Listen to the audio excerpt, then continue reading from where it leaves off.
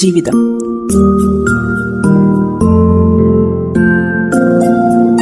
അനുഭവങ്ങളുടെ നിറവിലൂടെ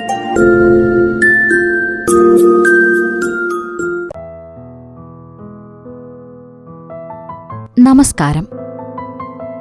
നിയമത്തിന്റെ കാവലാളായി, ജനങ്ങളുടെ സുരക്ഷയ്ക്കായി പോലീസ് സ്റ്റേഷനിലെ ഫയലുകൾക്കും കേസുകൾക്കുമിടയിൽ നിന്ന് പ്രകൃതിയുടെ പച്ചപ്പിലേക്കും മണ്ണിലേക്കും എത്തിച്ചേർന്ന മുൻ പോലീസുകാരനും മാതൃകാ കർഷകനുമായ ചെണ്ടക്കുനി സ്വദേശി വർഗീസ് ചേട്ടന്റെ ജീവിതാനുഭവങ്ങളാണ് ഇന്നത്തെ ധന്യമീ ജീവിതത്തിൽ.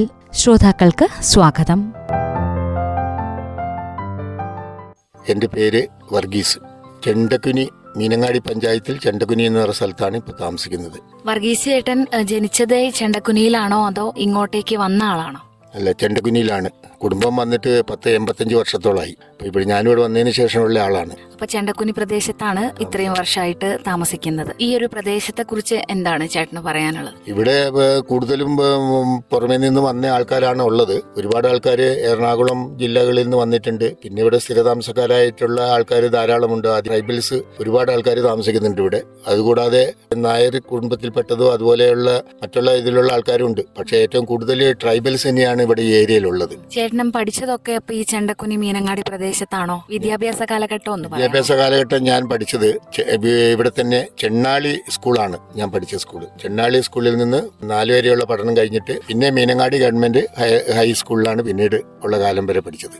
അതിനുശേഷം 10ാം ക്ലാസ് കഴിഞ്ഞു. 10ാം ക്ലാസ് കഴിഞ്ഞതിന് ശേഷം പിന്നീട് കൂടുതൽ പഠിക്കാൻ പോയില്ല. പിന്നെ KGT അഗ്രികൾച്ചർ എന്നുള്ള ഒരു കോഴ്സ് പാസ്സായി. അത് കഴിഞ്ഞ് കുറെ കാലം എംപ്ലോയ്മെന്റ് ആയിട്ട് കൃഷി വകുപ്പിൽ ഡെമോൺസ്ട്രേറ്റർ ആയിട്ട് വർക്ക് ചെയ്തു. IPD എന്ന് പറയുന്ന കൃഷി വകുപ്പിന്റെ കീഴിൽ ജോലി ചെയ്തു. പിന്നീട് ആ ജോലി കഴിഞ്ഞ് ബിസിനസ്സിലേക്ക് കടന്നു. പലചരക്കടയും ഇതെല്ലാം ചെയ്തിട്ട് കുറെ കാലം അങ്ങനെ പോയി. അങ്ങനെ ഇരിക്കുന്ന കാലത്താണ് PSC മുഖേന എനിക്ക് പോലീസിൽ കിട്ടുന്നത്. പിന്നീട് ട്രെയിനിങ്ങിന് പോയി. ട്രെയിനിങ് കഴിഞ്ഞ് കോഴിക്കോട് ജില്ലയിൽ പോലീസിൽ തുടക്കമായി. അത് കഴിഞ്ഞ് വർഷങ്ങൾ കഴിഞ്ഞ് വയനാട് ജില്ലയിലേക്ക് പോന്നു. സർവീസിന്റെ ഏതാണ്ട് 90% വയനാട് ജില്ലയിലായിരുന്നു. പിന്നീട് ലാസ്റ്റ് പെൻഷനാവേണ്ട കാലത്ത് ഒരു 3.5 വർഷത്തോളം വീണ്ടും കോഴിക്കോട് ജില്ലയിൽ പോയി കോഴിക്കോട് സേവനം ചെയ്ത് അവിടെ നിന്ന് സർവീസിൽ പിരിഞ്ഞു പോരുകയാണ് ചെയ്തത്. ഈ സർവീസിന്റെ ഇടയിലെല്ലാം കൃഷിപ്പണികളും മറ്റുള്ള കാര്യങ്ങളെല്ലാം കൃത്യമായി നടത്തിക്കൊണ്ടാണ് ഇരുന്നത്. എങ്ങനെയായിരുന്നു പണ്ടത്തെ ഒരു പോലീസിന്റെ സെലക്ഷൻ ഒക്കെ? അതിനെപ്പറ്റി പറയോ? ഇഷ്ടപ്പെട്ടിട്ടാണോ ഈ ഒരു മേഖലയിലേക്ക്? ആ കാലത്ത് ജോലി കിട്ടുക എന്നുള്ളത് ഭയങ്കര പ്രശ്നം തന്നെയായിരുന്നു. എംപ്ലോയ്മെന്റ് മുഖേനയായിരുന്നു ജോലി കിട്ടിക്കൊണ്ടിരുന്നത്. അത് 3 മാസം 89 ദിവസം ജോലി ചെയ്ത് കഴിഞ്ഞാൽ പിരിച്ചുവിടും. അത് കഴിഞ്ഞ് പിന്നീട് കുറെ കഴിയുമ്പോൾ വീണ്ടും ഇന്റർവ്യൂവിന് വിളിച്ച് 89 ദിവസം പിന്നെ ജോലി കിട്ടും. അങ്ങനെ ആണ് അത് പോയിക്കൊണ്ടിരുന്നത്. അതിനുശേഷം പോലീസിലേക്ക് PSC മുഖേന നിയമനം തുടങ്ങിയ ആദ്യ PSC ബാച്ചിലാണ് 81 ബാച്ച്. ആദ്യ PSC ബാച്ചിലാണ് എനിക്ക് പരീക്ഷ എഴുതാനുള്ള അവസരം കിട്ടിയത്. പരീക്ഷ എഴുതി ലിസ്റ്റിൽ വന്നു. ലിസ്റ്റിൽ വന്നതിന് ശേഷം ഞാൻ കോഴിക്കോട് ജില്ലയിലെ, അന്ന് വയനാട് ജില്ല ഫോം ആയിട്ടുണ്ടായിരുന്നില്ല. അപ്പോൾ ആ സമയത്ത് കോഴിക്കോട് ജില്ലയിലാണ് വയനാട് ജില്ലേൻ്റെ ചാർജ് ഉണ്ടായിരുന്നത്. അങ്ങനെ കോഴിക്കോട് ജില്ലേൻ്റെ ലിസ്റ്റിൽ 450 മേലെ പോലീസുകാർക്ക് സെലക്ഷൻ കിട്ടി.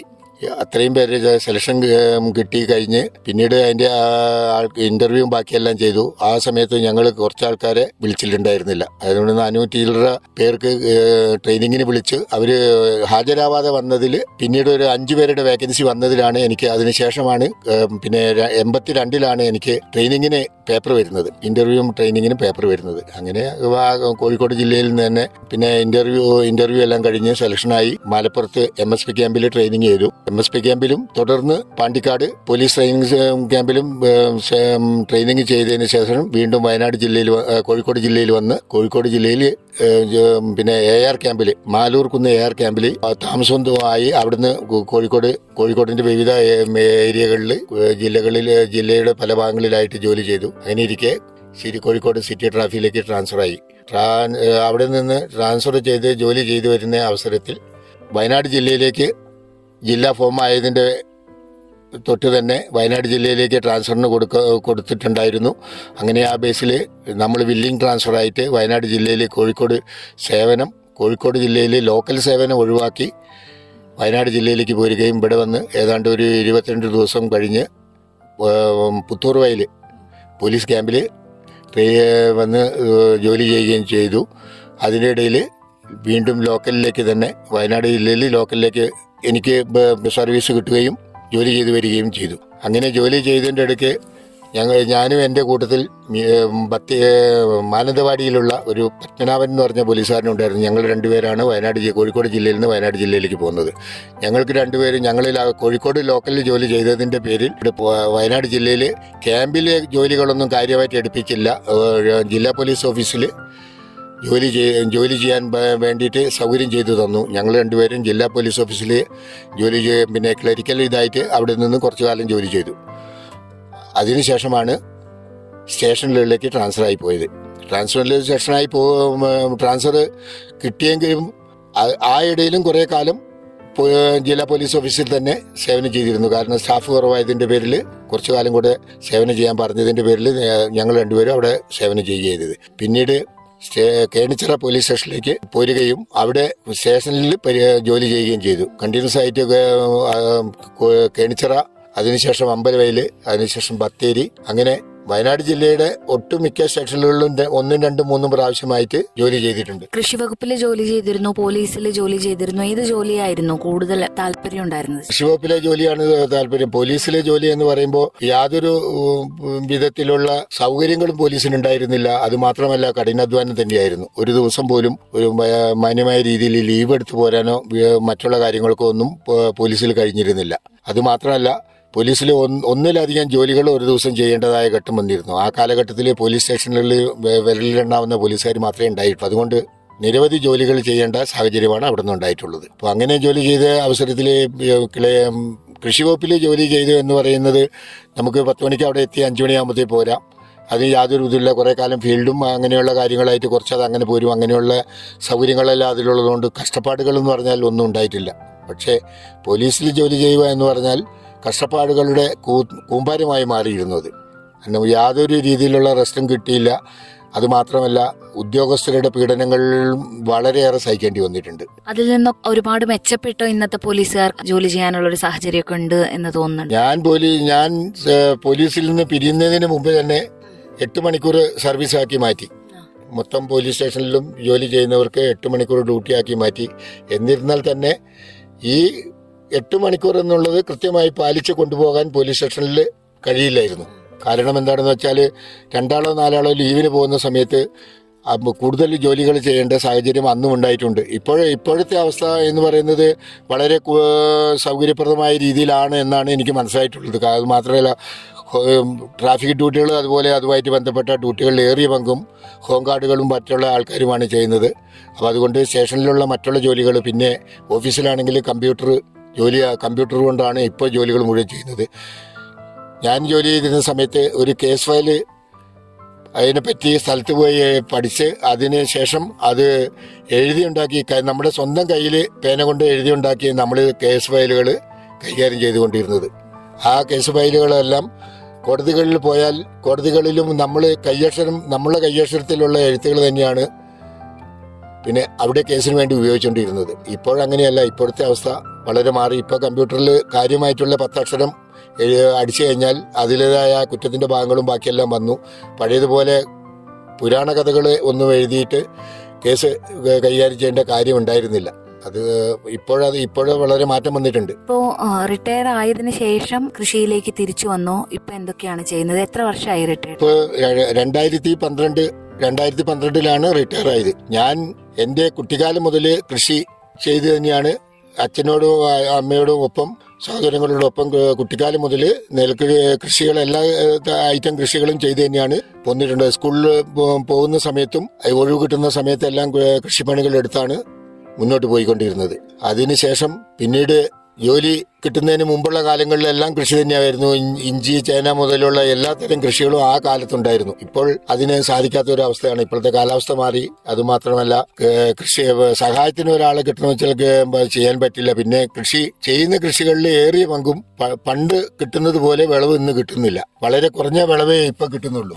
അന്ന് നമ്മൾ ശ്രദ്ധിച്ചു കഴിഞ്ഞാൽ നമുക്ക് വളരെ മെച്ചമായ വിളവും അതിനനുസരിച്ച് അന്നത്തെ മാർക്കറ്റ് വെച്ച് അതിനുള്ള വിലയും കിട്ടിയിട്ടുണ്ടായിരുന്നു. ഇപ്പോൾ അങ്ങനെയല്ല, ഇപ്പോൾ ഒരു നിശ്ചിത റേറ്റാണ് കിട്ടുന്നത്. ആ റേറ്റിൽ കിട്ടുന്നുണ്ടെങ്കിൽ തന്നെ അതിന്റെ ഇരട്ടിയിലധികം കൂലി ചെലവുകളായിട്ടും വളമായിട്ടും നമുക്ക് ചെലവാകുന്നുണ്ട്. പിന്നെ ചെറിയ ചെറിയ സബ്സിഡികളെല്ലാം സർക്കാർ തലത്തിൽ കിട്ടുന്നത് കൊണ്ട് കുറെ ഭാഗം മെച്ചപ്പെട്ടു പോകും. അങ്ങനെയാണ് കൃഷിയുടെ കാര്യങ്ങൾ നോക്കിക്കൊണ്ടിരുന്നത്. ഇപ്പോഴും ജോലിയുള്ള സമയത്തും കൃഷി ഒഴിവ് കിട്ടുന്ന സമയത്ത് കൃഷിപ്പണിയിൽ വ്യാപൃതനായിരുന്നു. വീട്ടിൽ അത്യാവശ്യം കുറെ തെങ്ങുകളും കവുങ്ങുകളും എല്ലാം ഉണ്ടായിരുന്നു. ആ കാലത്ത് കാപ്പി ഉണ്ടായിരുന്നതെല്ലാം വെട്ടി നശിപ്പിച്ചതിന് ശേഷമാണ് ഈ തെങ്ങ് കൃഷി ചെയ്തത്. അന്ന് ഏറ്റവും എളുപ്പം തെങ്ങായിരുന്നു. കാപ്പിക്ക് വിലയില്ലാത്ത കാലമായിരുന്നു.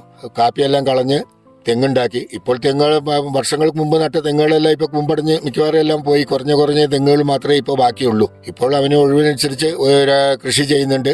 ഇപ്പോൾ ഞാൻ പാടശേഖര സമിതിയുടെ സെക്രട്ടറി ആയിട്ട് പ്രവർത്തിക്കുന്നുണ്ട്. നല്ല രീതിയിൽ ആണ് പിന്നെ കർഷകരുമായിട്ടുള്ള ബന്ധങ്ങൾ മുന്നോട്ട് പോകുന്നത്. അതുപോലെ തന്നെ പാടശേഖര ഈ വർഷം ഏറ്റവും നല്ല പാടശേഖര സമിതിക്ക് പിന്നെ പഞ്ചായത്ത് ലെവലിൽ പിന്നെ പ്രോത്സാഹനം കിട്ടിയത് നമ്മുടെ പാടശേഖരത്തിലാണ്. പഞ്ചായത്ത് തലത്തിലുള്ള ആനുകൂല്യങ്ങൾ വാങ്ങാൻ വേണ്ടി കാത്തിരിക്കുകയാണ്. കാർഷിക മേഖലയിൽ യന്ത്രങ്ങളെല്ലാം വാങ്ങുന്നതിന് വേണ്ടിയിട്ട് തീരുമാനമെടുത്തിട്ടുണ്ട്. അപ്പോൾ ആ രീതിയിലാണ് കൃഷിയുടെ പോക്കുകളെല്ലാം ഉള്ളത്. എന്നാലും ഒരു കൃഷി രണ്ട് കൃഷി എടുക്കേണ്ട സ്ഥാനത്ത് എടുത്തിരുന്ന സ്ഥാനത്ത് ഇപ്പോൾ ഒരു കൃഷി മാത്രമേ ചെയ്യുന്നുള്ളൂ. രണ്ട് കൃഷി കൃഷിക്കാർക്ക് മൊത്തത്തിൽ ഞങ്ങളുടെ ഏരിയയിൽ ആർക്കും താല്പര്യമില്ല. അതുകൊണ്ട് ഒരു കൃഷി മാത്രമേ ഇപ്പോൾ എടുക്കുന്നുള്ളൂ. ഈ കൃഷിപ്പണിക്കിടയിലും ചെറിയ രീതിയിൽ കച്ചവടവും അതുമായിട്ട് ബന്ധപ്പെട്ടിട്ട് മുന്നോട്ട് പോകുന്നുണ്ട്. മോട്ടോർ പമ്പ് സെറ്റുകൾ സാധനങ്ങളെല്ലാം വിൽപ്പന നടത്തിയിട്ടുണ്ടായിരുന്നു. അത് വളരെ വർഷങ്ങൾക്ക് മുമ്പ് മുതൽ തുടങ്ങിയതാണ്. സൗകര്യത്തിനനുസരിച്ച് ഒഴിവ് നോക്കിയെല്ലാം ആ കാര്യങ്ങളെല്ലാം മുന്നോട്ട് പോയിക്കൊണ്ടിരുന്നു. മുഖേനയെല്ലാം ഇടപാടുകൾ നടത്തിയാണ് ആ കാലത്ത് മുന്നോട്ട് ബിസിനസ്സുകൾ കൊണ്ടുപോയിക്കൊണ്ടിരുന്നത്. ഇപ്പോഴും ബിസിനസ് ഉണ്ട്. ബിസിനസ് ചെറിയ രീതിയിലുള്ള ബിസിനസ്സുകൾ പോകുന്നുണ്ട്. ബിസിനസ് കൊണ്ടൊന്നും മുന്നോട്ട് പോകാൻ പറ്റാത്ത സാഹചര്യമാണ് ഇപ്പോഴുള്ളത്. അപ്പോ കൃഷിയിൽ ഉണ്ടായിരുന്നു, ബിസിനസ്സിൽ ഉണ്ടായിരുന്നു, ഇപ്പോഴും ചെയ്തുകൊണ്ടിരിക്കുന്നു രണ്ടിലും. അതോടൊപ്പം ഗവൺമെന്റ് സർവീസിന്റെ ഭാഗമായിട്ട് ജോലിയിലും ഉണ്ടായിരുന്നു. അപ്പം ഈ മേഖലകളിലൊക്കെ മനസ്സിന് സംതൃപ്തി തരുന്ന ഒരു മേഖല ഏതായിരുന്നു ചേട്ടനെ സംബന്ധിച്ച്? ഇത് കാർഷിക മേഖല തന്നെയാണ്. എല്ലാം കൊണ്ടും നമുക്ക് ഏറ്റവും അനുയോജ്യമായ മേഖല. ഒരു കൃഷി സ്ഥലത്ത് ചെന്ന് കൃഷിയെല്ലാം കാണുമ്പോൾ മനസ്സിന് ഒരു ആനന്ദം ഉണ്ടാകാറുണ്ട്. മറ്റുള്ള ജോലികൾ എന്ന് പറയുന്നതെല്ലാം നമ്മളുടെ ഹൃദയത്തെ ഒരേ രീതിയിൽ വിങ്ങി മുന്നോട്ട് പോകുന്ന രീതിയിലേക്കുള്ള ഒരു ബിസിനസ് ആയാലും അതേ നിലപാട് തന്നെയാണ്.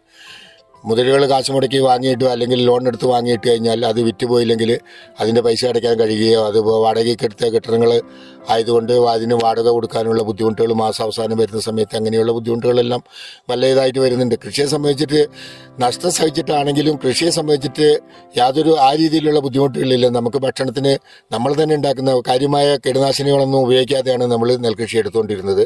നമ്മളുടെ ആവശ്യത്തിനുള്ള ഭക്ഷണങ്ങളും മറ്റു അതുപോലെ എല്ലാ കാര്യങ്ങളും ഈ നമ്മൾ തന്നെ ചെയ്യുന്ന ഇതിൽ നിന്ന് കിട്ടുന്നത് കൊണ്ട് നമുക്ക് കൂടുതലായിട്ട് കീടനാശിനികളുടെ ഉപയോഗം കുറഞ്ഞു വരുന്നത് കൊണ്ട് അത് മെച്ചം തന്നെയാണ്. പക്ഷേ ഇപ്പോൾ പച്ചക്കറികളും മറ്റുള്ള സാധനങ്ങളൊന്നും കൃഷി ചെയ്യാൻ സാധിക്കുന്നില്ല. കാലാവസ്ഥ അതിന് അനുകൂലമല്ല. അതുമാത്രമല്ല, ഈ കൃഷി ചെയ്യുന്ന ഒരു വിളവുകളും ഇപ്പോൾ മാന്യമായ രീതിയിൽ നമ്മൾ ഉദ്ദേശിക്കുന്ന ഉൽപ്പാദിപ്പിക്കാൻ കഴിയുന്നില്ല. അതുകൊണ്ട് ഇപ്പോൾ പച്ചക്കറി ഐറ്റംസ് എല്ലാം കർണാടക, തമിഴ്നാട് വരുന്ന പച്ചക്കറികൾ തന്നെയാണ് നമ്മൾ ഉപയോഗിച്ചുകൊണ്ടിരിക്കുന്നത്. പിന്നെ ഇത്രയും വർഷങ്ങളായിട്ട് അരി മേടിക്കേണ്ട യാതൊരു ആവശ്യമില്ല. ഭക്ഷണത്തിനുള്ള അരിയുണ്ട്. അത് കഴിഞ്ഞ് കൂടുതലുള്ള നെല്ലുകൾ മുമ്പ് കടകളിൽ വിറ്റുകൊണ്ടാണ് ഇരുന്നത്. ഇപ്പോൾ അത് സിവിൽ സപ്ലൈസ് മുഖേന സർക്കാരിന് കൊടുക്കുന്നുണ്ട്. അതും തെറ്റില്ലാത്ത ഒരു ഇതാണ് കിട്ടുന്നത് എങ്കിൽ തന്നെ നമ്മൾ മുടക്കുന്ന പൈസയ്ക്ക് ആനുപാതികമായിട്ടുള്ള വരുമാനങ്ങളൊന്നുമില്ല. പിന്നെ നമ്മളുടെ ഭക്ഷണത്തിലേക്കും കൂടെ നമ്മൾ എടുക്കുന്നത് കൊണ്ട് നമുക്കതിന് വിഷം വരുന്നില്ല. അതുപോലെ വൈക്കോലായാലും അത്യാവശ്യം വൈക്കോലിന് കൃഷി നശിച്ചു പോയില്ല. നല്ല രീതിയിൽ ഉണങ്ങി കിട്ടാൻ സാഹചര്യമുണ്ടെങ്കിൽ വൈക്കോലിന് മാന്യമായ വില ഇപ്പോഴുണ്ട്. അതുകൊണ്ട് ആ രീതിയിലുള്ള ഒരു വരുമാനം ഇപ്പോൾ കിട്ടുന്നുണ്ട്. പിന്നെ സർക്കാരുകൾ ആനുകൂല്യം തരുന്നത് കൊണ്ട് നമുക്കത് കുറേ ഭാഗങ്ങൾ നഷ്ടങ്ങൾ കവർ ചെയ്യാൻ കഴിയുന്നുണ്ട്. നഷ്ടം മാത്രം നോക്കിയല്ല ചെയ്യുന്നത്, കൂടുതലും നമ്മൾ തന്നെയാണ് ജോലി ചെയ്യുന്നത്. അപ്പോൾ അതുകൊണ്ട് തൊഴിലാളികൾക്ക് കൂടുതൽ കൂലി കൊടുക്കുന്നില്ല. കുറഞ്ഞ ഭാഗം മാത്രമേ ആൾക്കാരെ കൂട്ടി കൂടുതൽ ഹെൽപ്പാക്കുന്നുള്ളൂ. അപ്പം അങ്ങനെ പോകുന്നത് കൊണ്ട് അത്രയ്ക്കൊരു ബുദ്ധിമുട്ടില്ല. എന്ത് തന്നെയായാലും കൃഷിയും കൃഷിയോടനുബന്ധിച്ച ഭാഗങ്ങൾ തന്നെയാണ് ഏറ്റവും ആനന്ദകരമായിട്ടുള്ളത്. ജീവിതത്തിന് സമാധാനം തരുന്നതും അതേ ഭാഗം തന്നെയാണ്. കുടുംബത്തിന്റെ ഒരു സപ്പോർട്ട് ഈ കൃഷി മേഖലയിലൊക്കെ എങ്ങനെയാണ്? ആ കുടുംബത്തെ ഒന്ന് പരിചയം. വീട്ടില് പിന്നെ അപ്പനും അമ്മയും ഉണ്ടായിരുന്ന കാലത്ത് അവര് കൃഷിപ്പണി എടുത്തിരുന്നു. കാരണം അന്ന് കന്നുകാലികളെ കൊണ്ടാണ് നിലമെല്ലാം ഉഴുത് മാറ്റിയിരുന്നത്. അതുപോലെ തന്നെ അത്യാവശ്യം വർക്കുകളെല്ലാം അവർ ചെയ്യായിരുന്നു. അമ്മയും അതേപോലെ തന്നെ വീട്ടിൽ മറ്റുള്ള നെൽകൃഷിയുമായിട്ട് ബന്ധപ്പെട്ടിട്ട് മറ്റുള്ള കൃഷികളെല്ലാം അവരവരുടെ കഴിവുപോലെ ചെയ്തുകൊണ്ടായിരുന്നത്. അന്നൊന്നും നമുക്ക് പ്രായമില്ലാത്ത കാലമായതുകൊണ്ട് അവർ തന്നെയാണ് ഏറ്റവും കൂടുതൽ കൃഷി എടുത്തുകൊണ്ടിരുന്നത്. പിന്നീടാണ് നമ്മളെ കൃഷിയിലേക്ക് പ്രവേശിച്ചത്. അപ്പോൾ അവരിൽ നിന്ന് അത് കഴിഞ്ഞ് വൈഫ് വിവാഹം കഴിഞ്ഞതിന് ശേഷം വൈഫ് നല്ലൊരു കർഷക പ്രവൃത്തി ചെയ്യുന്നത് തന്നെയാണ്. ഇപ്പോഴും എന്നോടൊപ്പം തന്നെ എല്ലാവിധ കൃഷിപ്പണികളിലും പങ്കാളിയാണ്. കൃഷിമേഖലയിൽ ജോലി ചെയ്തു, പോലീസുകാരനായിരുന്നു. ഈ ഒരു അനുഭവ സമ്പത്തൊക്കെ വെച്ച് നമ്മുടെ യുവാക്കൾക്ക് നൽകാനുള്ള ഒരു ജീവിത സന്ദേശം, ഉപദേശം എന്ന് പറയുന്നത്? ജോലി ലഭിക്കുക എന്ന് പറഞ്ഞാൽ വളരെ സൗഭാഗ്യകരമായ ഒരു കാര്യമാണ്. കാരണം എന്താണെന്ന് വെച്ചാൽ, ജോലി ചെയ്ത് കഴിയുമ്പോൾ കുറച്ചു കാലം ജോലിയുള്ള സമയത്ത് നമുക്ക് കഷ്ടപ്പാടുകൾ കൂടും. അത് എല്ലാ ജോലിക്കും കഷ്ടപ്പാടുണ്ടെന്ന് പറയാൻ പറ്റില്ല. ഇപ്പോൾ പോലീസ് ഡിപ്പാർട്ട്മെൻറ്റിലായാൽ തന്നെ പല ജോലികളും വളരെ കഷ്ടപ്പാടില്ലാതെ ജോലി ചെയ്യുന്ന കുറേ വകുപ്പുകൾ, ഉപവകുപ്പുകൾ ഇതിലുണ്ട്. അതിലൊക്കെ ജോലി ചെയ്യുന്നവർക്കൊന്നും ജോലിയുടെ കഷ്ടപ്പാടുണ്ടായിട്ടില്ല. കൂടുതലായിട്ടും ലോക്കൽ പോലീസിൽ പണിയെടുത്ത് സ്റ്റേഷൻ മുഖേന ജോലി ചെയ്യുന്ന ആൾക്കാർക്കാണ് ഏറ്റവും കൂടുതൽ ബുദ്ധിമുട്ട് അനുഭവപ്പെട്ടിട്ടുള്ളത്. അതെന്താണെന്ന് വെച്ചാൽ, നാട്ടുകാരുടെ രീതിയിലുള്ള പീഡനങ്ങളും അതേ രീതിയിൽ രാഷ്ട്രീയക്കാരുടേതായ പ്രശ്നങ്ങൾ, പിന്നീട് പരാതിക്കാരുടേതായ പ്രശ്നങ്ങൾ, പല രീതിയിലുള്ള എതിർകക്ഷികളുടെ ഇടപെടലുകൾ, ഇതിലെല്ലാം ഉപരിയായി മേലുദ്യോഗസ്ഥന്മാരിൽ നിന്ന് വളരെയേറെ പീഡനങ്ങൾ സഹിക്കേണ്ടി വന്നിട്ടുണ്ട്. ആ ഒരു നിലപാടിൽ ഈ കൃഷിയെ സംബന്ധിച്ചിട്ട് അങ്ങനെയുള്ള യാതൊരു ബുദ്ധിമുട്ടുകളും നമുക്ക് വേറെ നോക്കാനില്ല. മറ്റൊരാളെ ആശ്രയിക്കേണ്ടതായ ഒരു ആവശ്യം വന്നിട്ടില്ല. നമുക്ക് നമ്മളുടെ കഴിവിനനുസരിച്ച് ചെയ്യാം. ഇപ്പോൾ ചെയ്യാൻ കഴിഞ്ഞില്ല എന്ന് വെച്ചിട്ട് ആരും നമ്മൾ എന്തുകൊണ്ട് നിങ്ങൾ ചെയ്തില്ല എന്ന് നമ്മളോട് ചോദിക്കില്ല. പക്ഷെ മറ്റുള്ള ജോലികൾ അങ്ങനെയല്ല. പിന്നെ ഈ ജോലിയെ സംബന്ധിച്ചിട്ട് നല്ല കാര്യമാണ് എന്ന് പറയാൻ കാരണം, ജോലി ചെയ്ത സമയത്ത് കഠിനാധ്വാനം ചെയ്തു വന്നെങ്കിലും ഇപ്പോൾ അത്യാവശ്യം ജീവിക്കാനുള്ള കുഴപ്പമില്ലാത്ത രീതിയിലുള്ള പെൻഷൻ കിട്ടുന്നുണ്ട്. അതുകൊണ്ട് ഇപ്പോൾ ആ ഒരു രീതിയിൽ ബുദ്ധിമുട്ടില്ലാതെ മുന്നോട്ട് പോകുന്നുണ്ട്. ഒരുപാട് സന്തോഷം റേഡിയോ മാറ്റിലിയുടെ ശ്രോതാക്കൾക്ക് വേണ്ടി ഇത്രയും നേരം കൃഷി മേഖലയെക്കുറിച്ചും അനുഭവങ്ങളെക്കുറിച്ചും ഒക്കെ പങ്കുവച്ചതിലുള്ള നന്ദി. വിശ്രമ ജീവിതം ഏറെ ഫലപ്രദമായി ഇതുപോലെ കർമ്മനിരതം മുന്നോട്ട് പോകട്ടെ എന്ന് ആശംസിക്കുന്നു. Thank you.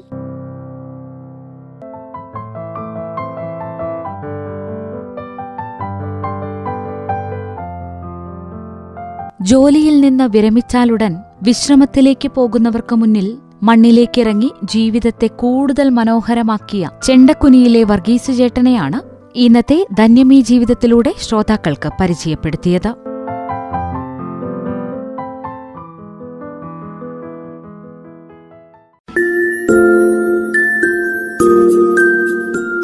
ധന്യമീ ജീവിതം.